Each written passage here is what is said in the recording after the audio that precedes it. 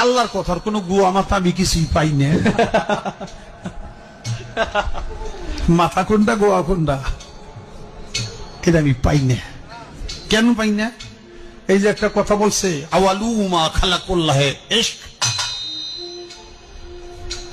প্রথম সৃষ্টি ইশক। আওয়ালু মা খালাকুল্লাহে মিন নূরি, নূর, প্রথম সৃষ্টি নূর। আওয়ালু মা খালাকুল্লাহে আরশ, প্রথম সৃষ্টি আমার আরশ। দেখেন, আওয়ালু মা খালাকুল্লাহে রূহ, প্রথম সৃষ্টি আমার রূহ। কয়টা হয়েছে? এক মুখে যে দুই কথা কয়, হ্যাঁ মুখ কয় না হুক কয়?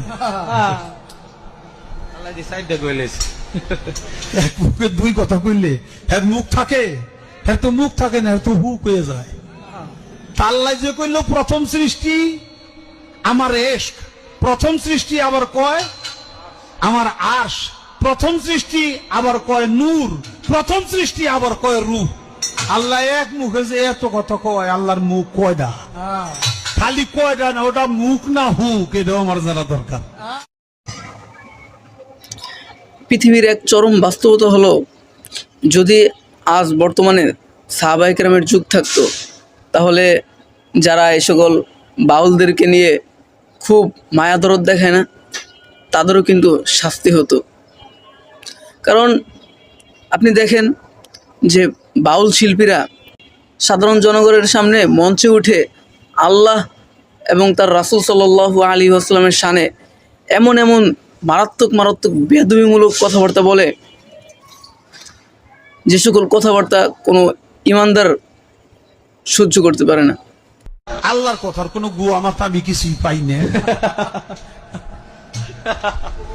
মাথা কোনটা গোয়া কোনটা এটা আমি পাই না। আওয়ালু মা খালাকুল্লাহে মিন নূরি, নূর, প্রথম সৃষ্টি নূর। আওয়ালু মা খালাকুল্লাহে আরশ, প্রথম সৃষ্টি আমার আরশ।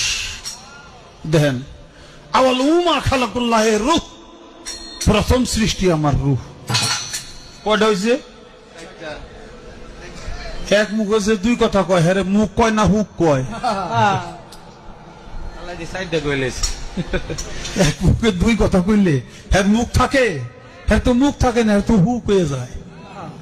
আল্লাহ যে কইল প্রথম সৃষ্টি আমার ইশক, প্রথম সৃষ্টি আবার কয় আমার আরশ, প্রথম সৃষ্টি আবার কয় নূর, প্রথম সৃষ্টি আবার কয় রূহ।